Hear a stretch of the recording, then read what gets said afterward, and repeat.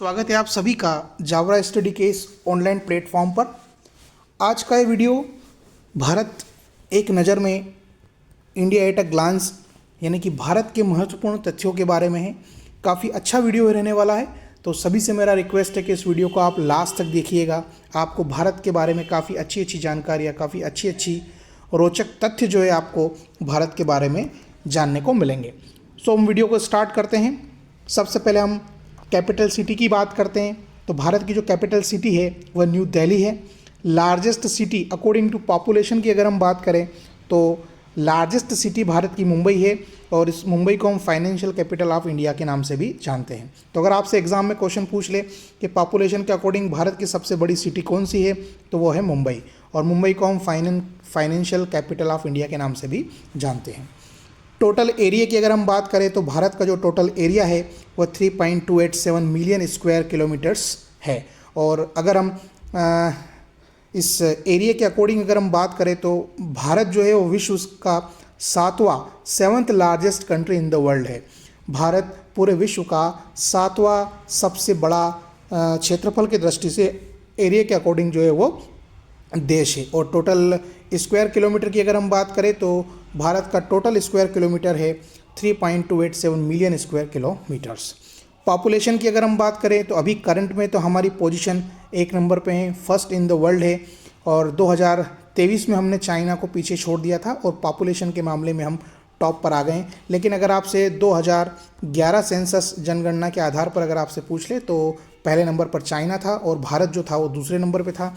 But अभी 2023 के बाद हमने फर्स्ट पोजीशन पॉपुलेशन के अकॉर्डिंग हासिल कर ली है। अब चाइना दूसरे नंबर पर चला गया है, लेकिन अगर आपसे 2011 की जनगणना के हिसाब से पूछ ले तो भारत विश्व में दूसरे नंबर पे था जनसंख्या के मामले में, लेकिन 2023 से हम जो है वो फर्स्ट पोजीशन पर आ गए हैं। ठीक है।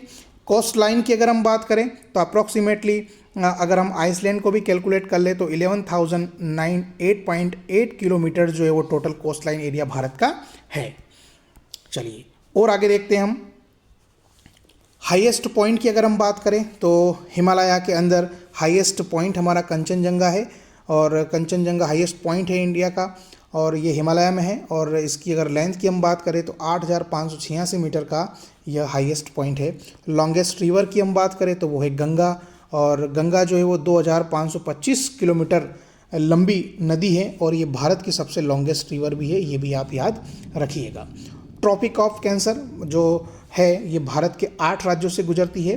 कभी आपसे क्वेश्चन पूछा जा सकता है कि कर्क रेखा भारत के कितने राज्यों से गुजरती है, तो बच्चों कर्क रेखा भारत के 8 राज्यों से होकर के गुजरती है। ठीक है। और this line of latitude pass through 8 states, ये 8 राज्य कौन कौन से हैं? ये गुजरात, राजस्थान, मध्य प्रदेश, छत्तीसगढ़, झारखंड, वेस्ट बंगाल, त्रिपुरा एंड मिजोरम। तो आपसे क्वेश्चन पूछा जा सकता है कि ट्रॉपिक ऑफ कैंसर यानी कि कर्क रेखा भारत के कितने राज्यों से गुजरती है, तो भारत के 8 राज्यों से गुजरती है। ये राज्य भी आपको याद रखना है। कभी कभी क्वेश्चन ऐसा भी पूछा जा सकता है कि इनमें से किस राज्य में कर्क रेखा गुजरती है, किस राज्य से नहीं गुजरती है। तो इसके लिए आप एक ट्रिक याद अच्छे से रख लीजिएगा। मैंने आपको ट्रिक यहाँ पर लिख दिया है। इस ट्रिक में आपको 8 राज्य जो है वो याद रह जाएंगे। ये ट्रिक है मित्र पर गमछा झाड़। तो मित्र से आप याद रखिएगा, मी से मिजोरम, मिजोरम से ये ट्रॉपिक ऑफ कैंसर कर्क रेखा गुजरती है। फिर त्र से आप याद रख लेना बच्चों त्रिपुरा। ठीक है। फिर प से आप याद रख लेना पश्चिम बंगाल। ठीक है। फिर ग से आप याद रख लेना आपका गुजरात, ये रहा यहाँ पे गुजरात। ठीक है। म से आप याद रख लेना मध्य प्रदेश। ठीक है। और गमछा, छा से आप याद रख लेना छत्तीसगढ़। झा से याद रख लेना आप झारखंड। ठीक है। और र से आप याद रख लेना राजस्थान। तो ट्रॉपिक ऑफ कैंसर भारत के 8 राज्यों से गुजरती है। ये राज्य कौन कौन से होने वाले हैं आपके, मैं फिर एक बार बता देता हूँ आपको। मिज़ोरम हो गया आपका, त्रिपुरा हो गया आपका, पश्चिम बंगाल हो गया आपका, गुजरात हो गया आपका, मध्य प्रदेश हो गया आपका, छत्तीसगढ़ हो गया आपका, झारखंड, और लास्ट में आपका राजस्थान। तो इस ट्रिक के अकॉर्डिंग आप ये 8 राज्य याद रख सकते हैं। चलिए IST यानी कि इंडियन स्टैंडर्ड टाइम जो है इसकी अगर हम बात करें तो ये उत्तर प्रदेश के मिर्ज़ापुर में एक घंटा घर है ना, क्लॉक टावर है, और वहाँ पर 82.5 एंगल का जो पूर्वी देशांतर है यहाँ से अपने भारत के इंडियन स्टैंडर्ड टाइम की गणना की गई है। कहाँ पर है ये? उत्तर प्रदेश यूपी के मिर्ज़ापुर में है, और 82.5 एंगल पूर्वी देशांतर से भारत के समय की गणना की गई है। चलिए अगर हम पॉलिटिकली सिनेरियो देखें, राजनीतिक व्यवस्था अगर भारत की देखें, तो उसमें कुछ क्वेश्चंस आपको काफ़ी इंपॉर्टेंट रहने वाले हैं एग्ज़ाम के पर्पज़ से।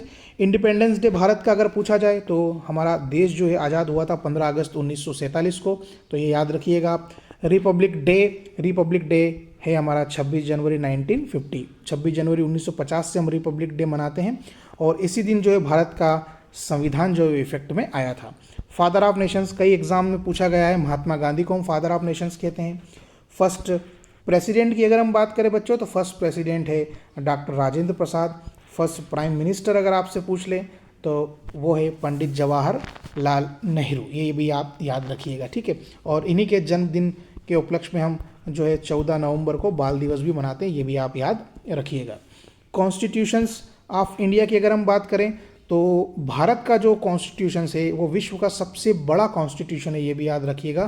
तो the longest written constitution of any sovereign country in the world, विश्व का सबसे बड़ा लिखित संविधान जो है वो भारत का संविधान है। सिस्टम ऑफ गवर्नमेंट की बात करें तो हमारे यहाँ संसदीय प्रणाली अपनाई जाती है, और भारत जो है वो संघीय है, यानी कि राज्यों का संघ है। कहने का मतलब ये है कि भारत जो है वो राज्यों से मिलकर बना है, और यहाँ पर संसदीय प्रणाली जो है अपनाई जाती है।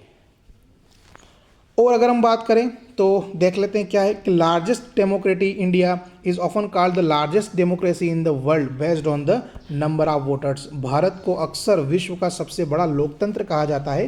क्यों? क्योंकि यहाँ पर मतदाताओं की संख्याएं ज़्यादा है। तो सबसे बड़ा लोकतंत्र अगर कहीं पर है तो वो भारत में है। और अगर हम भाषाओं की बात करें बच्चों, तो भारत में 22 भाषाओं को आधिकारिक रूप से मान्यता दी गई है, और ये हमारा जो कॉन्स्टिट्यूशन है उसकी 8वीं अनुसूची में, ठीक है, 8th शेड्यूल में हमारे इन भाषाओं को रखा गया है। कितनी ऑफिशियली भाषाएं, कभी आपसे एग्जाम में क्वेश्चन पूछ लिए तो आप बताइएगा। 22 भाषाओं को हमारे 8वीं अनुसूची में रखा गया है, ठीक है। और हमारी जो मातृभाषा है वह संघ की भाषा है, वह हिंदी है। देवनागरी लिपि में इसको लिखा गया है, और सेकेंडली लैंग्वेज जो है हमारी वो है इंग्लिश। भारत विश्व में दूध, दाल और जूट का सबसे बड़ा उत्पादक देश है। कृषि आज भी अर्थव्यवस्था का एक प्रमुख रीढ़ है, यानी कि भारत जो है वो कृषि प्रधान देश है बच्चों, और भारत की लगभग 70% से ज़्यादा पॉपुलेशन जो है वो कृषि पर ही निर्भर करती है। तो ये भी आप इम्पोर्टेंट फैक्ट इसमें याद रखिएगा, ठीक है। चलिए, आईटी उद्योग में भारत सूचना प्रौद्योगिकी क्षेत्र में भी एक विश्व का सबसे अग्रणी देश है। इसमें हम प्रमुख केंद्र में बेंगलुरु है, हैदराबाद है, पुणे है, ये प्रमुख आईटी सेक्टर्स हैं हमारे। और बेंगलुरु जिसको हम स्पेस सिटी के भी नाम से जानते हैं, ये भी आप याद रखिएगा। तो बेंगलुरु, हैदराबाद और पुणे जो हमारे आईटी सेक्टर में काफ़ी महत्वपूर्ण सिटी के अंतर्गत आते हैं। चलिए, अब हम सिंबल की बात कर ले। नेशनल सिंबल्स, तो हमारा नेशनल फ्लैग जो है वो तिरंगा है, और ये 3 कलर से मिलकर बना होता है। सबसे ऊपर जो है आपका सेफ्रॉन यानी कि केसरिया है, बीच में वाइट कलर रहता है, और लास्ट में जो है वो ग्रीन कलर रहता है, ठीक है। तो इन तीनों कलर्स के भी मतलब है बच्चों। केसरिया यानी कि सेफ्रॉन जो है वो साहस यानी कि करज, हिम्मत का हमारा सिंबल है। बीच में जो है ये वाइट वाला कलर जो है, वाइट, ये तो पीस एंड ट्रुथ यानी कि शांति और सत्य का सिंबल है। और लास्ट में हरा जो है ये प्रजनन यानी कि फर्टिलिटी, विकास, ग्रोथ, इसका सिंबल है। और बीच के अंदर ये जो अशोक चक्र आपको दे रखा है, यह धर्म और लॉ यानी कि धर्म और कानून का संकेत हमको देता है। और इसके बीच में जो ये स्पॉक्स दे रखी है, ये तीलियाँ, ये 24 तीलियाँ हैं, और ये नीले रंग का है, ये भी आप याद रखिएगा, ठीक है। तो यहाँ से काफ़ी क्वेश्चंस पूछे जा सकते हैं कि भारत का जो तिरंगा है ये कितने रंगों से हैं। तो बच्चों ये 3 रंगों से मिलकर बना हुआ है। सबसे ऊपर कौन सा कलर है? तो केसरिया यानी कि सेफ्रॉन कलर सबसे ऊपर है, बीच में सफ़ेद है, और सबसे नीचे जो है ये हरा कलर है। और इसका रेशो भी आप याद रखिएगा। इसका रेशो कितना है? इसका रेशो होता है 3:2, 3/2 का जो है हमारा इसका रेशो रहने वाला है। और इसके बारे में हम थोड़ा सा ज़्यादा जानकारी इकट्ठा करते हैं। हमारा जो राष्ट्रीय ध्वज तिरंगा है यह समान अनुपात में 3 पट्टियों से मिलकर बना है। केसरिया रंग सबसे ऊपर होता है, सफ़ेद बीच में होता है, और हरा रंग सबसे नीचे होता है। और ये जो हमारा फ्लैग है, ये जो तिरंगा है, इसकी जो लेंथ है वो 3:2 है, 3/2 का है ये। और सफ़ेद पट्टी के बीच में नीले रंग का एक अशोक चक्र भी है, ये मैंने आपको बताया था अशोक चक्र। इसके अंदर 24 तीलियाँ भी होती है, ये भी याद रखिएगा। और संविधान सभा ने हमारा जो नेशनल फ्लैग है यह 22 जुलाई 1947 को अपनाया था। इतनी बातें आप इसके अंदर याद रखिएगा। चलिए, तो जो भी बच्चे इस साल क्लास 6 के अंदर राष्ट्रीय मिलिट्री स्कूल, सैनिक स्कूल, नवोदय स्कूल की तैयारी करना चाहते हैं तो वो हमारे प्लेटफॉर्म से जुड़ सकते हैं। मात्र 499 रुपीज़ में हमारा काफ़ी अच्छा कोर्स है। नवोदय विद्यालय, राष्ट्रीय मिलिट्री स्कूल, सैनिक स्कूल्स की अगर आप प्रिपरेशन कर रहे हैं तो मात्र 499 रुपये में हम आपको लाइव लेक्चर्स और रिकॉर्डेड लेक्चर्स का कोर्स उपलब्ध कराएंगे। अगर आप चाहते हैं ये परचेस करना तो आप दिए गए नंबर पर कॉल करके ज़्यादा जानकारी ले सकते हैं। चलिए, राष्ट्रीय प्रतीक की अगर हम बात करें तो सारनाथ में अशोक का सिंह स्तंभ जो है वह हमारा राष्ट्रीय प्रतीक यानी कि नेशनल एम्बलम है, lion capital of Ashok at Sarnath. ठीक है, तो भारत का जो राज चिन्ह है वह सारनाथ में स्थित अशोक के सिंह स्तंभ की अनुकृति है जो सारनाथ के संग्रहालय में सुरक्षित रखा गया है। मूल स्तंभ में शीर्ष पर 4 सिंह हैं जो एक दूसरे की ओर पीठ करते हुए दिखाई देते हैं। इसमें नीचे घंटे के आकार के पद्म के ऊपर एक चित्र में एक तो हाथी है, एक चोकड़ी भरता हुआ घोड़ा है, एक सांड है और एक सिंह की उभरी हुई मूर्तियां हैं। ठीक है, और इसके बीच में चक्र बने हुए हैं और एक ही पत्थर को काट कर बनाए गए इस सिंह स्तंभ के ऊपर धर्म चक्र भी जो है वो रखा गया है। तो आपसे कभी पूछ ले कि भारत का राष्ट्रीय प्रतीक क्या है, तो भारत का राष्ट्रीय प्रतीक है सारनाथ में स्थित अशोक का सिंह स्तंभ। इसमें हम बात करें तो भारत ने यह चिन्ह जो है ये 26 जनवरी 1950 को अपनाया था। तो ये भी आप याद रखिएगा कि भारत का जो ये प्रतीक कब अपनाया गया था, 26 जनवरी 1950 को अपनाया गया था। इसमें केवल 3 सिंह ही दिखाई देते हैं और चौथा सिंह जो पीछे की ओर छुपा हुआ रहता है, इसलिए इसमें चौथा दिखाई नहीं देता है। और पट्टी के मध्य में एक उभरी हुई नक्काशी में एक चक्र है और इसके दाईं ओर एक सांड है और बाईं ओर एक घोड़ा हमको दिखाई देता है। दाईं तथा बाईं छोरों पर अन्य चक्रों के किनारे हैं। आधार को पद्म छोड़ दिया गया है और फलक के नीचे मुंडिका उपनिषद के अंदर इसमें लिखा हुआ है सत्यमेव जयते। ये देवनागरी लिपि में लिखा हुआ, जिसका अर्थ है सत्य की ही विजय होती है। देखिए, ये आपको डायग्राम देखिए, इसमें आपको ये 3 सिंह दिखाई दे रहे हैं और इसके पीछे भी एक सिंह जो हमको दिखाई नहीं देता है और इसमें ये अशोक चक्र भी बना हुआ है और इसके नीचे लिखा हुआ होता है सत्यमेव जयते। इसके एक और घोड़ा है और एक और सांड भी हमको दिखाई देता है। तो ये हमारा राष्ट्रीय प्रतीक है अशोक में सारनाथ के यहाँ पर। ये देखिए, सारनाथ में अशोक का सिंह स्तंभ जो है ये हमारा राष्ट्रीय प्रतीक है और ये आपको इस तरीके से दिखाई देता है। नेशनल बर्ड की अगर हम बात करें, राष्ट्रीय पक्षी, तो वो हमारा भारत का राष्ट्रीय पक्षी मोर है, जिसको हम इसका बॉटनिकल नेम अगर आपसे पूछ ले, जूलॉजिकल नेम आपसे पूछ ले तो इसका जूलॉजिकल नेम होता है पावो क्रिस्टेट्स। ये भी आप याद रखिएगा। भारत का जो राष्ट्रीय पक्षी मोर है, इसका वैज्ञानिक नाम अगर आपसे पूछ ले तो वो है पावो क्रिस्टेट्स। ये भी काफ़ी पूछा जाता है। तो भारत का राष्ट्रीय पक्षी मोर एक रंगीन हंस के आकार का पक्षी, पंख की आकृति, पंखों की इसकी कलंगी होती है, आँख के नीचे सफ़ेद धब्बा, लंबी पतली गर्दन होती है और इस प्रजाति का नर मादा से अधिक रंगीन होता है। ये याद रखिएगा, नर जो है वो ज़्यादा रंगीन होता है, जिसका चमकीला नीला सीना और गर्दन होती है और अति मनमोहक कांस्य हरा 200 लंबे पंखों का इसमें गुच्छा होता है और मादा जो है थोड़ी सी ब्राउन यानी कि भूरे रंग की होती है। नर से थोड़ा छोटा और इसमें पंखों का गुच्छा नहीं होता, ये याद रखिएगा। मादा में पंखों का गुच्छा नहीं होता है। नर का दरबारी नाच पंखों को घुमाना और पंखों को संवारना सुंदर दृश्य होता है। तो नेशनल बर्ड है मोर और इसका बॉटनिकल नेम आप जूलॉजिकल नेम आपसे पूछ ले तो वो है पावो क्रिस्टेट्स। ये भी आप याद रखिएगा। चलिए, नेशनल एंथम की अगर हम बात करें तो नेशनल एंथम जो है वो है हमारा रविन्द्रनाथ टैगोर के द्वारा लिखा गया था। ये बांग्ला में रचित जन गण मन, ये हमारा नेशनल एंथम है, ये याद रखिएगा आप। और इसको 24 जनवरी 1950 को हमने अपनाया था, ये भी आप याद रखिएगा। नेशनल कैलेंडर की अगर हम बात करें तो नेशनल कैलेंडर जो हमारा शक युग पर आधारित राष्ट्रीय कैलेंडर है, जिसका पहला महीना हिंदी का जो है चैत्र होता है। और वैसे अगर हम देखें इंग्लिश महीनों में तो सामान्य वर्ष में हमारे 365 दिन का होता है और 22 मार्च 1957 से ग्रेगोनियर कैलेंडर के साथ निम्नलिखित आधिकारिक उद्देश्य के लिए इसको अपनाया गया था। भारत के राजपत्र के लिए, ऑल इंडिया रेडियो पर समाचार देने के लिए, भारत सरकार द्वारा जारी कैलेंडर के लिए और जनता के लिए सरकारी जनसंचार के लिए जो है नेशनल कैलेंडर बनाया गया था। तो नेशनल कैलेंडर को अपनाया कब गया? 22 मार्च 1957 को। ठीक है, और शक युग पर आधारित राष्ट्रीय कैलेंडर है, जिसका पहला महीना जो होता है बच्चों वो होता है चैत्र। हम यहाँ पे हिंदी महीनों के नाम भी देख लेते हैं, ये भी काफ़ी एग्जाम में पूछे जाते हैं।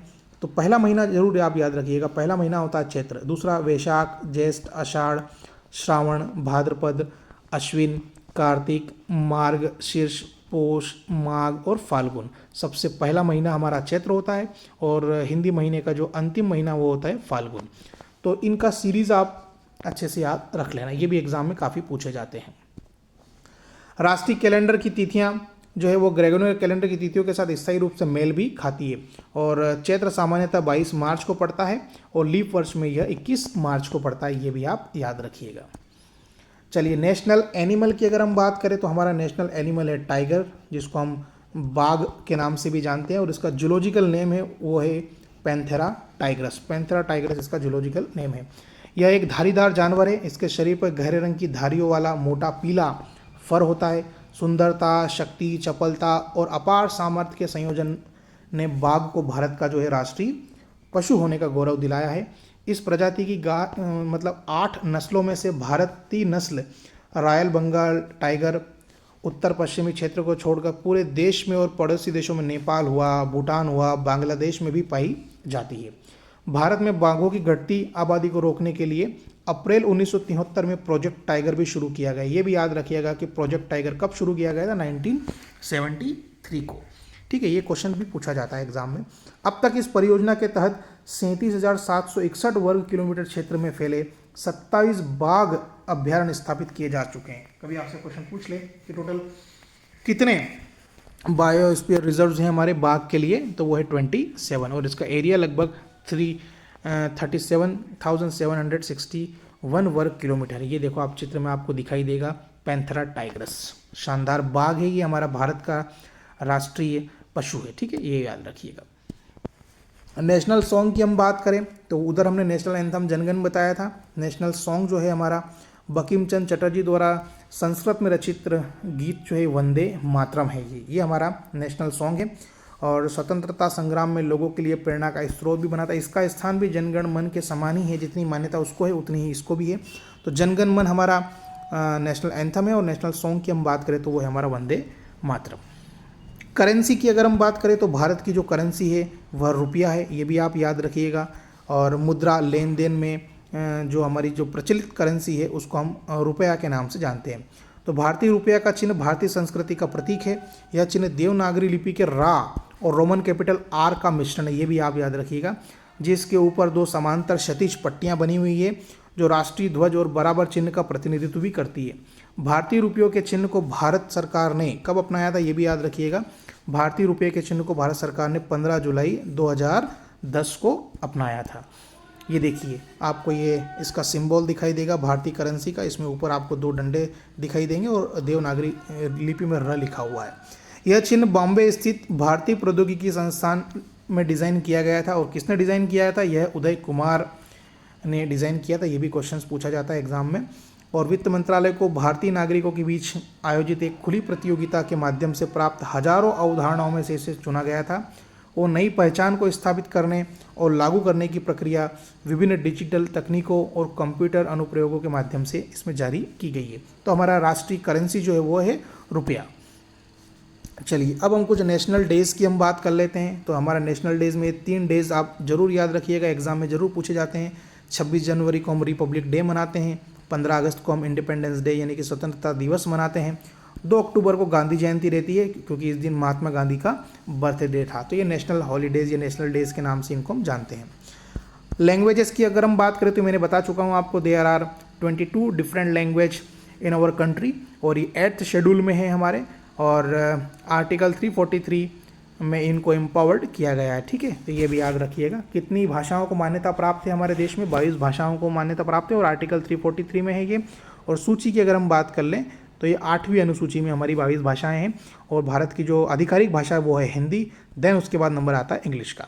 लिटरेसी की अगर हम बात करें तो 2011 की जो सेंसस हुआ था, जो जनगणना हुई थी, उसमें भारत का जो लिटरेसी रेट है वो है 74.04%। ये भी याद रखिएगा। ठीक है, अभी नया सेंसस आने वाला है, जनगणना भी चल रही है, लेकिन अभी हम बात करेंगे सिर्फ 2011 की जनगणना के आधार पर।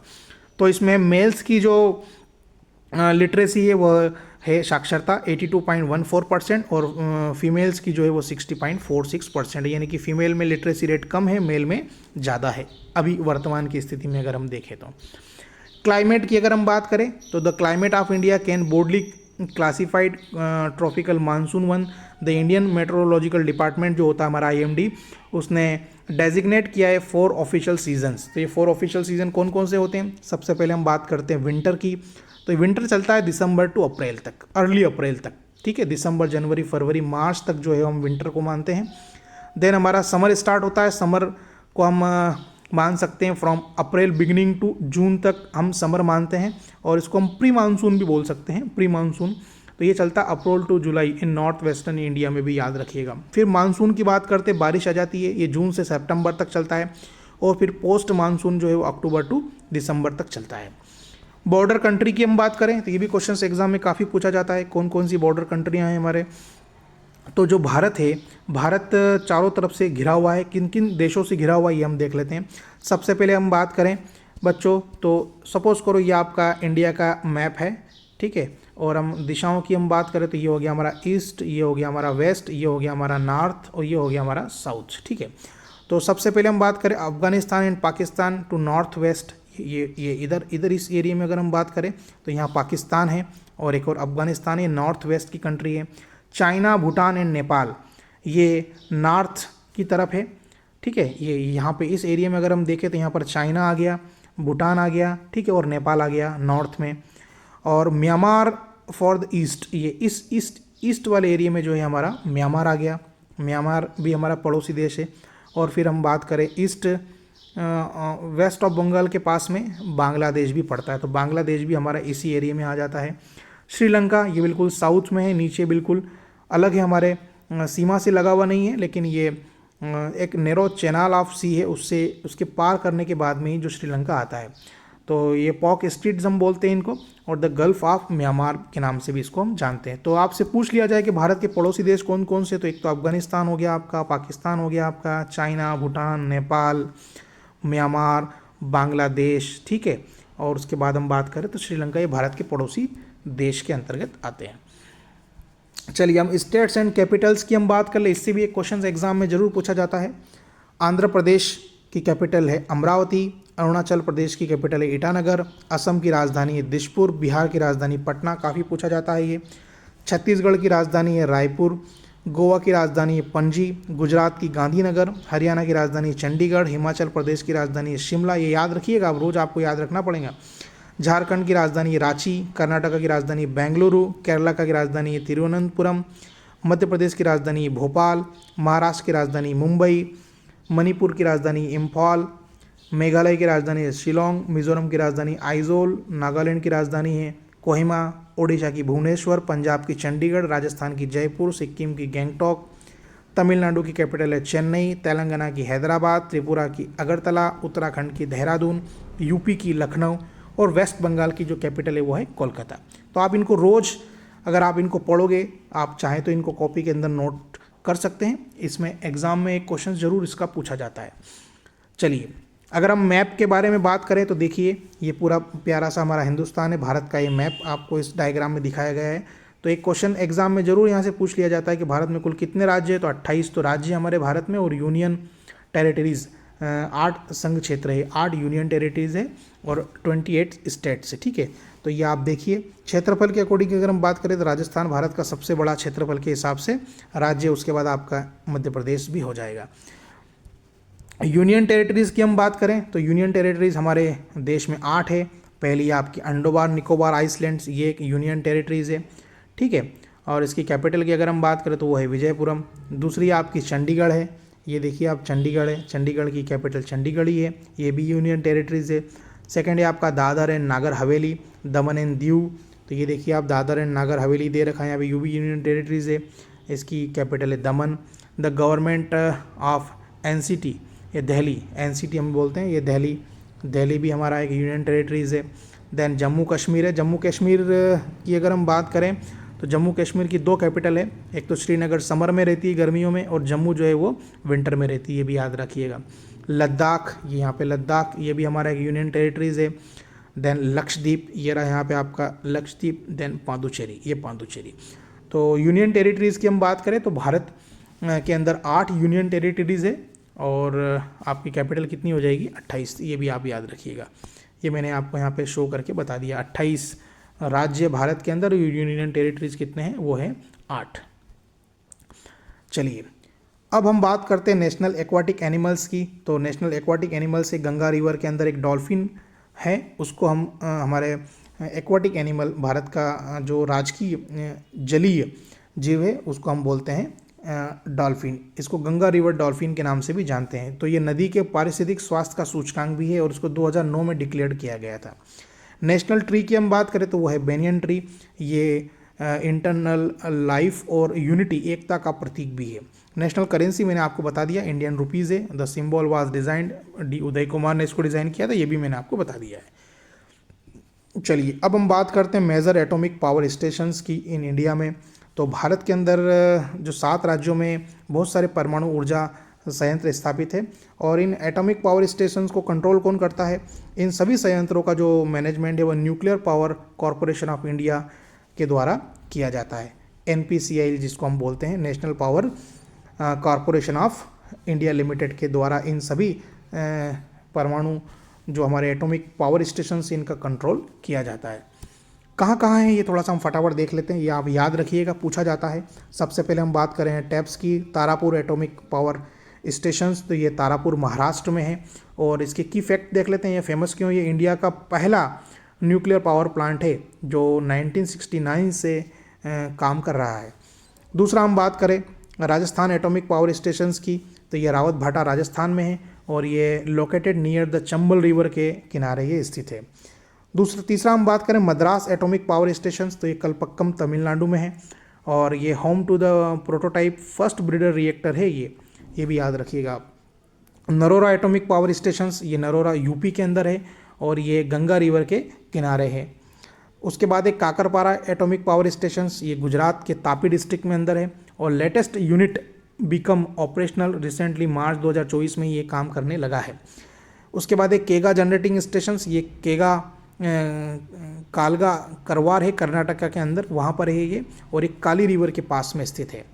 इसके अलावा कणनकुलम न्यूक्लियर पावर प्लांट, ये कणनकुलम तमिलनाडु के अंदर है और इंडिया का लार्जेस्ट बाय कैपेसिटी है, with the help of Russia के मदद से ये स्थापित किया गया था। तो ये सारे पावर स्टेशंस आप याद रखिएगा माइंड में, इनमें से भी एक क्वेश्चन पूछा जाता है। चलिए अब अगर हम बात करें father of Indian nuclear programme की, तो father of Indian nuclear programme का जो श्रेय है वो डॉक्टर होमी जहांगीर भाभा को जाता है। फर्स्ट न्यूक्लियर पावर प्लांट के अगर आप बारे में बात करें तो ये महाराष्ट्र के तारापुर में स्थापित हुआ था। तारापुर एटॉमिक पावर स्टेशन से सबसे पहला एटॉमिक स्टेशन से जो 1969 में स्थापित हुआ था। Largest nuclear power plant operational capacity की एक बात अगर हम करें तो ये कणनकुलम न्यूक्लियर पावर प्लांट है, तमिलनाडु के अंदर स्थित है, ये भी आप याद रखिएगा।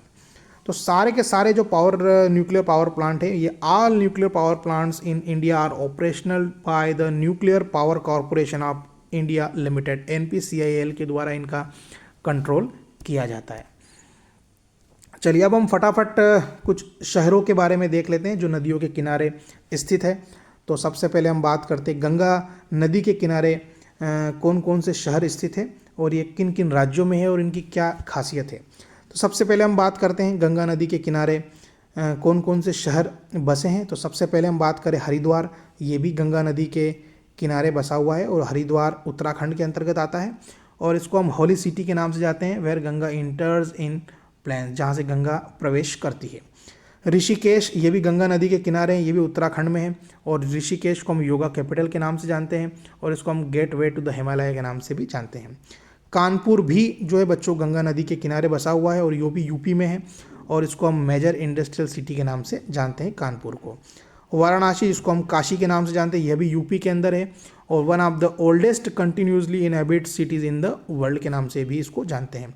पटना, ये बिहार की राजधानी है और ये भी गंगा नदी के किनारे बसा हुआ है और इसको हम कैपिटल बिहार के नाम से भी जानते हैं। कोलकाता पश्चिम बंगाल की कैपिटल है और ये भी गंगा नदी के किनारे बसा हुआ है, शहर है कोलकाता और कैपिटल ऑफ वेस्ट बंगाल है और ये मेजर पोर्ट सिटी के नाम से भी इसको जानते हैं। प्रयागराज, जो कि इलाहाबाद में है, ये भी गंगा नदी के किनारे स्थित है, ये यूपी में है और इसको हम site of the Kumbh Mela के नाम से भी जानते हैं। यहाँ पर प्रयागराज के अंदर कुंभ का मेला भी लगता है, ये भी आप याद रखिएगा।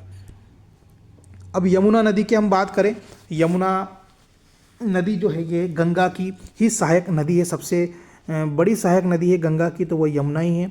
तो दिल्ली जो है वो न्यू दिल्ली जो है वो यमुना नदी के किनारे ही स्थित है और इसको हम कैपिटल ऑफ इंडिया के नाम से जानते हैं। आगरा जो कि यूपी में है और इस जहाँ पर ताजमहल स्थित है ये भी यमुना नदी के किनारे स्थित है। और मथुरा यह उत्तर प्रदेश में है और मथुरा भी जो है बच्चों यमुना नदी के किनारे स्थित है और इसको हम पिलग्रिमेज के नाम से जानते हैं। लॉर्ड कृष्णा का बर्थ प्लेस है मथुरा, ये भी आप याद रखिएगा। चलिए अदर मेजर रिवर्स की हम बात कर लें तो गोमती रिवर जो है यह लखनऊ उत्तर प्रदेश में है और capital of Uttar Pradesh known as नवाबी कल्चर्स के नाम से इसको हम जानते हैं। सरयू की अगर हम बात करें तो यह अयोध्या जो कि यूपी में है। अब मेजर पिलग्रिमेज है लॉर्ड राम का बर्थ प्लेस इसको हम मानते हैं। मूसी ये हैदराबाद में है जो कि तेलंगाना में है और कैपिटल ऑफ तेलंगाना है नॉन एज पेर्ल सिटी, मोतियों का शहर के नाम से भी इसको हम जानते हैं। गोदावरी नदी जो है नासिक में है, महाराष्ट्र में पड़ता है ये और site of the Kumbh Mela, यहाँ पर भी नासिक में भी कुंभ का मेला लगता है। काल द दक्षिण की गंगा भी इसको हम जानते हैं, गोदावरी को ये याद रखिएगा। साबरमती ये अहमदाबाद गुजरात में है और साबरमती को आपको पता होगा फेमस ऑफ द साबरमती आश्रम, गांधी का जो है रेसिडेंस इसको हम बोलते हैं। ताप्ती यह सूरत में है गुजरात और famous of its diamond and textile industry के नाम से फेमस है। झेलम नदी श्रीनगर में है जो कि जम्मू कश्मीर में ये यूनियन टेरिटरीज है और ये इसकी हाउस बोट्स और वहाँ की जो ब्यूटी के नाम से इसको जाना जाता है। महानदी यह कटक संबलपुर उड़ीसा में है और कटक जो है वो मिलेनियम सिटी के नाम से जानते हैं हम इसको। कृष्णा यह विजयवाड़ा में स्थित है नदी और आंध्र प्रदेश में है ये और इसको major city on the Krishna river delta के नाम से जानते हैं। कावेरी ये तिरुचिरापल्ली में है, तिरुचि तमिलनाडु में और इसको रंगनाथ स्वामी टेम्पल्स के नाम से भी हम जानते हैं, नॉन इसको याद रखिएगा। नर्मदा यह जबलपुर में मध्य प्रदेश में है और non for the marble rocks के नाम से इसको जानते हैं और ये बालाघाट में पड़ता है। ठीक है, तो ये कुछ अदर मेजर रिवर्स से आपको याद रखना है कि ये रिवर्स कहाँ कहाँ पड़ती है और इनकी स्पेशलिटी क्या है, ये भी इसमें से क्वेश्चंस पूछा जाता है। तो आज के लिए इतना ही। फिर से मैं आपको अपने कोर्स के बारे में बता दूं, अगर आप जवाहर नवोदय विद्यालय राष्ट्रीय मिलिट्री स्कूल सैनिक स्कूल की तैयारी कर रहे हैं कक्षा 6 के लिए तो हमारा कोर्स मात्र 499 रुपये का है। अगर आप इसको परचेस करना चाहते हैं तो आप दिए गए नंबर पर कॉल करके ज़्यादा जानकारी हमसे ले सकते हैं। आज के लिए इतना ही, फिर मिलते हैं नेक्स्ट वीडियो के साथ। तब तक गुड बाय, टेक केयर।